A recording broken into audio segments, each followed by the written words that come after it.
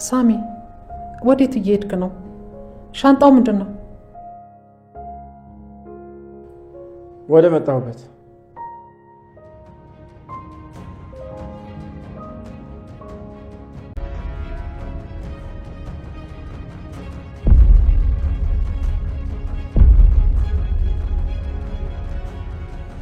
እየተጠራጠርክ ሄደው እኔን መጠየቅ ጀመርክ? አይ ጋሼ ስትታይ ጥሩ ሰው ነው የምመስለው።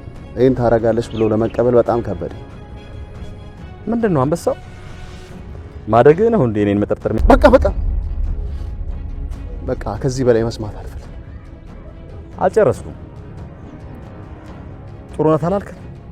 ጥሩነቷን ደግሞ በደንብ እነግርሃለሁ። በቃ ከዚህ በላይ መስማት አልፈልግም። አልችልም። እና ለዚህች አዘኔታ ይገባታል። ይቅርታ አድርግልኝ። ከዚህ በኋላ ደካማነቴን አላሳይም። አዎ እኛ የተበደልና የተገፋን ሰዎች ነን። ስለዚህ ለዓላማችን ስንል ውስጣችንን እሳት አድርገን ምሕረት የለሽ ገዳይ ነው ማለት ነው። ከዚህ በኋላ ምሕረት የለሽ እንጂሆን ታያዋለህ። እመነኝ ጋሽ። አምናለሁ አንበሳዬ።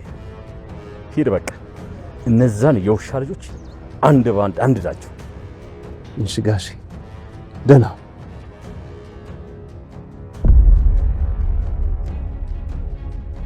እንዴ በኃይሉ ምን እያደረገ ነው? በደንብ የሚተዋወቁ ነው የሚመስሉት። ስማ ደካማ እንዳትሆን።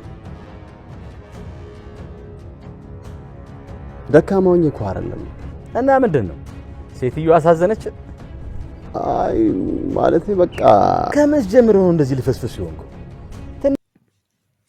ሰላም ወደ ቻናሌ ቤተሰቦች እንዴት ናችሁልኝ? አደራ ድራማ በአደራ ድራማ በክፍል 85 ላይ እንግዲህ ብዙ ነገሮች እየተፈጠሩ ነው። ሳሚ ከብሌን ጋር ተጣልቷል። እንግዲህ ሳሚ ብሌንን ያፈቅራታል። በሌላ በኩል ደግሞ የእሷ ፍቅረኛ ዳግም አለ። በሁለቱ መካከል እንግዲህ ትልቅ ጦርነት ተከፍቶ ነበረ። ለዚህ ነገር መነሻው ደግሞ ብሌን ናት። ወደ ሳሚ እየወላወለች ነበረ። የዳግምን አንዳንድ ስህተቶችን እየቆጠረች እንግዲህ ወደ ሳሚ መሳብ ጀምራ ነበረ። በግልጽ ሁኔታ እንግዲህ ያደረገችለትን ቀለበት ሳይቀር አውጥታ ጥላ ነፃነቷን አውጃለች። እሱ ደግሞ እንግዲህ ተስፋ ባለመቁረጥ የሳሚን የቀድሞን ማንነቱን መጥፎ ማንነቱን እያስታወሰ እሱ ላንቺ አይሆንሽም፣ ነገር ግን ደግሞ እንዳፈቀርሽው አውቃለሁ በሚል እንግዲህ እልህ ተጋብተው እሷም ወደ ሳሚ ብዙ ነገሩ እንግዲህ ሳሚ የሳባት ነበረ። በችግሯ ጊዜ የሚገኝላት ሳሚ ነው፣ የሚጠብቃት ሳሚ ሆነ። ያኛው ከፍቅረኝነት ከስም ውጭ ምንም እያደረግላት አይደለም። እንዳንድ ፍቅረኛ ሊጠብቃት በተለይ ደግሞ ከባህይሉ ማለት ነው። ባህይሉ ብዙ ጊዜ እንግዲህ እሷን ይዝትባታን፣ ባገኘው አጋጣሚም ደግሞ ሊጎዳት ሞክሮ ያውቃልና በዛ ሁሉ እንግዲህ እሱ እንደው በቦታው እንኳ ቢኖር ዝም ብሎ ሲመለከት ነበር የምናየው። በዚህ የተነሳ ብሌን ወደ ሳሚ ልትሳብ ትችላለች። ይሄ ነገር እንግዲህ ትልቅ ጦርነት በመካከላቸው አስነስቶ ነበረ። በሌላ በኩል ደግሞ ዮሐንስ የአቶ ባህይሉ ልጅ ነኝ በማለት ሰላም ቤት ከገባ ለጥፋት ማለት ነው እንግዲህ ሰላምንና በአካባቢዋ ያሉ ሰዎችን አንደኛዋ ብሌን ናት፣ ሌላኛው ደግሞ ሳሜን እነሱን ለማጥቃት ወደዛ ቤት ከገባ ሰንበትበት ብሏል። ታዲያ እንግዲህ የባህይሉን ማንነት ጠንቅቆ የሚያውቀው ሳሚ የልጁን አመጣጥ በፍጹም ይሄ የዮሐንስ የአቶ ባህይሉ ልጅ ሊሆን አይችልም፣ ባህይሉ በድጋሚ ወጥመድ ውስጥ እያስገባች ነው፣ ሰላም ተጠንቀቂ ቢላትም ሰላም እንደምታውቁት ትንሽ የዋህ ብጤ ናት። ወይም ደግሞ የዋህነቷ ጥሩ ነው፣ ነገር ግን ደግሞ ሰዎች በተደጋጋሚ የሚጎዱን ከሆነ ልንጠነቀቅ ይገባል። የእሷ ደግሞ በጣም የባሰ ነው። እያየች ራሱ አለማመኗ በጣም ነው የሚያስገርመኝ። እንግዲህ ባህይሉ በድጋሚ ወጥመድ ውስጥ አስገብቷታል።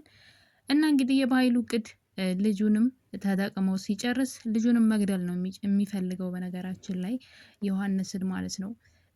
ምክንያቱም የጊዜ ጉዳይ ነው እንጂ እውነት እንደሚወጣ ያውቃል። እውነቱ ከወጣ ደግሞ የዮሐንስ እናትና አባት ገዳይ ራሱ ባህይሉ እንደሆነ ይደርስበታል። በዛ ላይ ዮሐንስ አሁን ላይ በጣም ተጠራጣሪ ሆኗል። እንደ በፊቱ ባህይሉ ያለውን ነገር ሁሉ እየተቀበለ የሚተገብር ሳይሆን ለምን እያለ ወደ ውስጡ የሚጠይቅ ሰው ሆኗል። ታዲያ እንግዲህ በባለፈው ክፍል ላይ ካያችሁ አቶ በኃይሉ የጆን አባት ነኝ ማለት አባቴ በኃይሉ ነው ብሎ ከመጣ በኋላ ሰላም ለሱ ስትል በኃይሉን ይቅርታ አድርጋለት ወደ ቤት እንዲመጣ አድርገው ነበረ።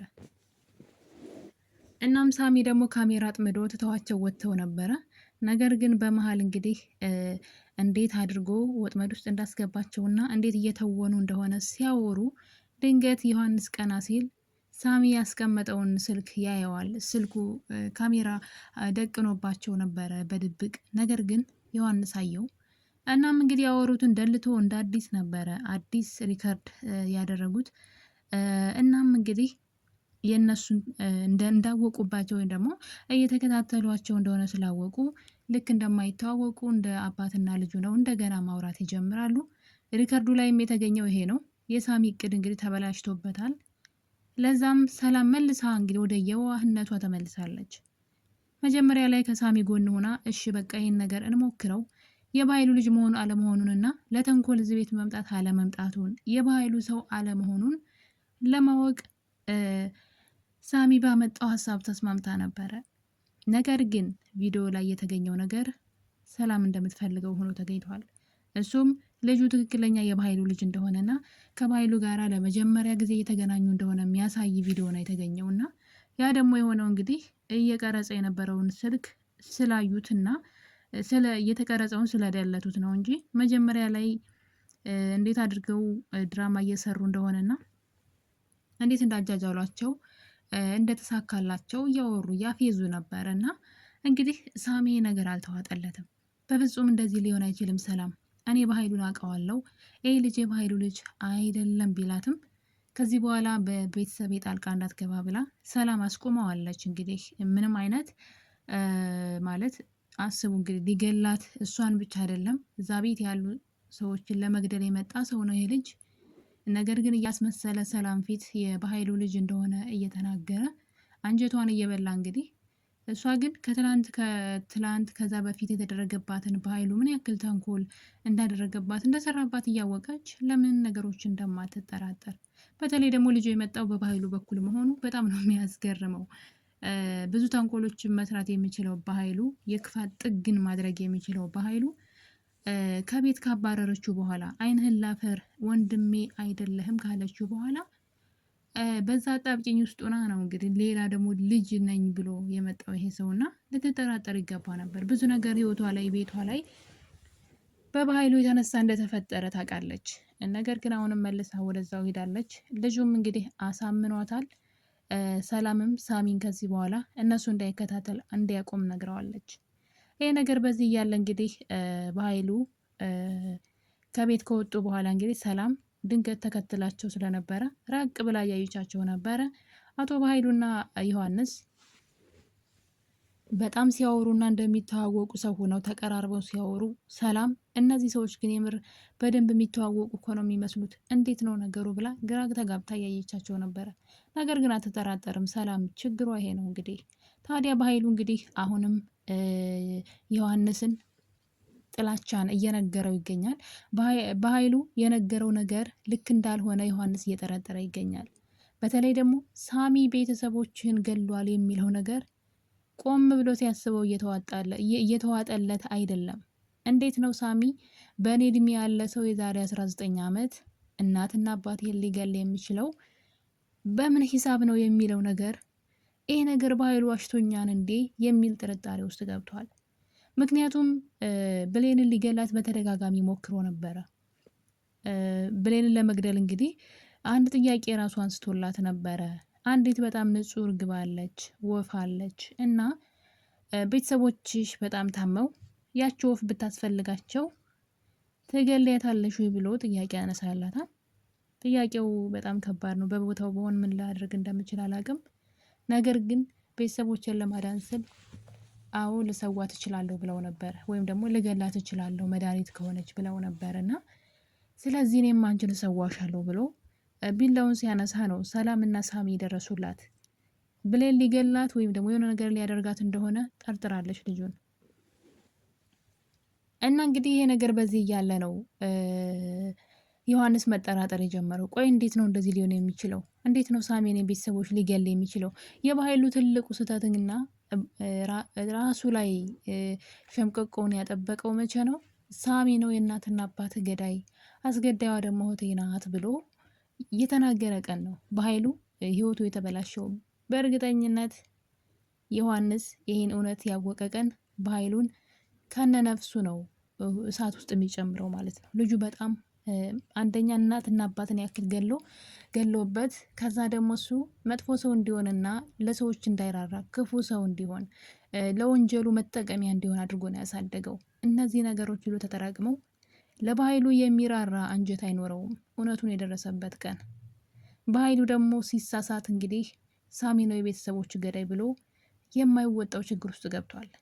በእርግጠኝነት ይሄ ልጅ ቆም ብሎ ማሰብ ሲጀምር ስለ ሳሚ የኔ አኩያ ሆኖ እኔ በዛ ሰዓት አራስ ልጅ ነበርኩ። ሳሚም ታዲያ እንዴት ነው የኔ ቤተሰቦች ሊገል የሚችለው? እንዴት ነው በኃይሉ እንደዚህ ሊዋሸኝ የሚችለው የሚለው ነገር ሲነሳ እንግዲህ አሳ ጎርጓሪ ዘንዶ ያወጣል እንደሚባለው የራሱ የቤተሰቦቹ ገዳይ በኃይሉ እንደሆነ ሊደርስበት ይችላል። በኃይሉም ይሄ ነገር እንደሚሆን ግን ያውቃል።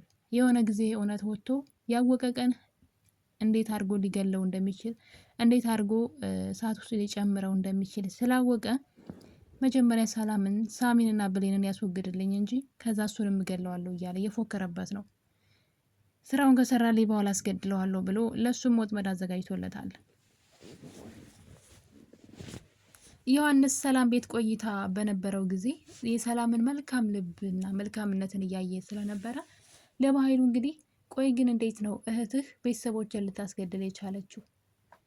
በጣም እኮ መልካምና ሩሩ ሴት ናት ቢለውም መስሎ ነው። ከመቼ ጀምሮ ነው አንተ ለእኔ ጥያቄ ማንሳት የጀመርከው? የምልህን ብቻ ለምንድን ነው የማታደርገው? ለምንድን ነው የምትጠራጠረው? እኔ የዋሻን ብለህ እንዴት ለእኔ መልስ ትሰጣለህ? ብሎ ሀሳብ እንዳያነሳበትም ሲከለክለው ነበር። እና ሰላም ጨካኝ ሰው ናት። አንተ ብቻ ካደረክ ደግሞ የብቻ እንዳትገላቸው እሱ ለአንተም ለእኔም ወንጀለኛ ተብለን እንያዛለን። አንተ ማድረግ ያለብህ ሶስቱም አንድ ቤት እንዳሉ ቤቱን ቆልፈ በጋዛ አንድደው ነው ያለው።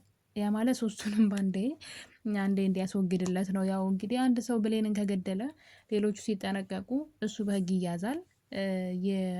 የአቶ በኃይሉ ሀሳብ አይሳካም ማለት ነው። የሰላምን ንብረት ሙሉ ለሙሉ ለመውሰድ ሁሉም ሰው መሞት እንዳለባቸው ነው የሚያስበውና ጆን ታዲያ እንግዲህ ይህን ነገር ማድረግ በጣም ከብዶታል። በኃይሉንም መጠራጠር ስለጀመረ በዚህ መሀል አንድ ነገር ተፈጠረ።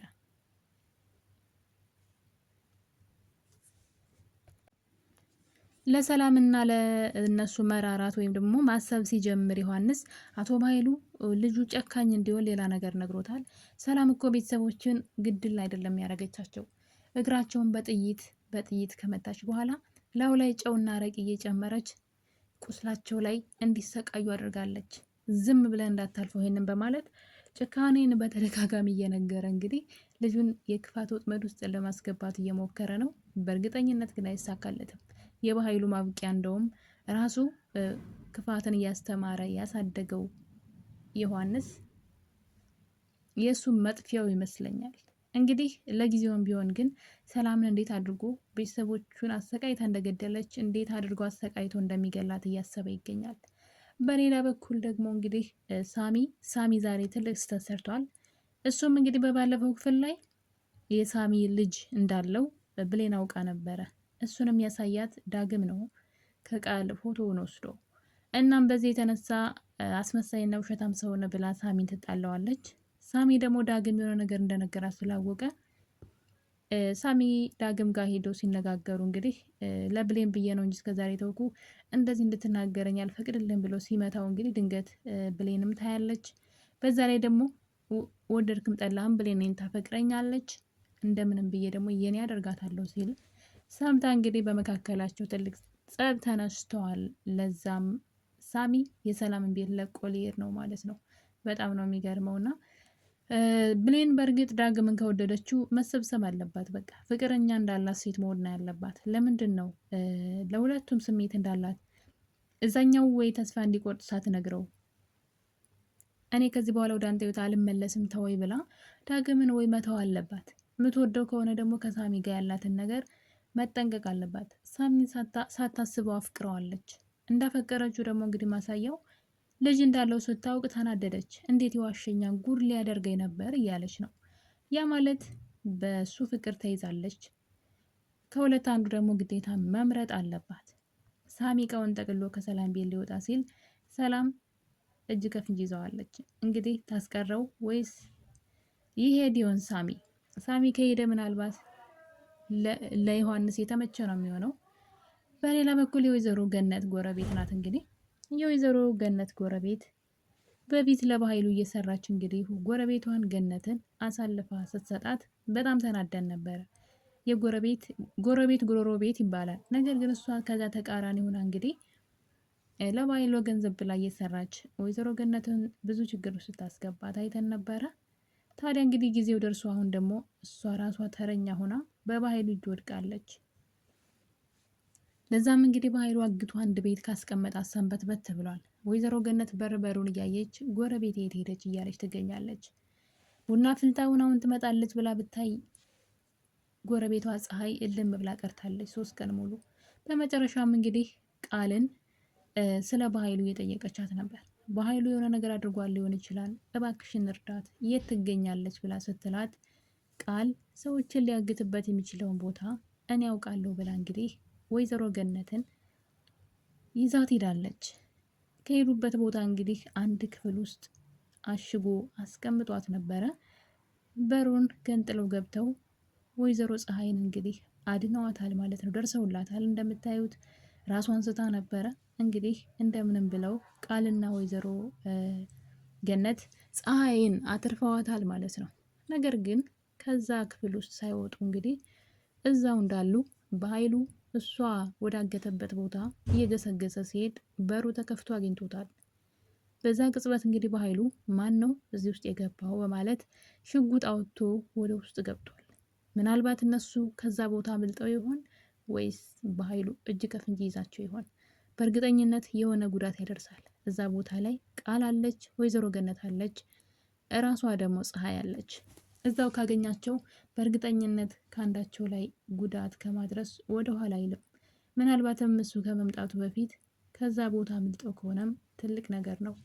ውድ ቤተሰቦች አጓጊና ልብ አንጠልጣይ የቤተሰብ ድራማ የሆነው አደራ ድራማ አሁን ላይ እንግዲህ ዮሐንስ ሰላም በፍጹም የቤተሰቦች ገዳይ አትሆንም የሚል ጥርጣሬ ውስጥ እየገባ ነው። ምናልባትም ዙሮ ከዚህ በኋላ ራሱ በኃይሉ ሊጠረጥረው ይችላል የሚል ግምት አለኝ።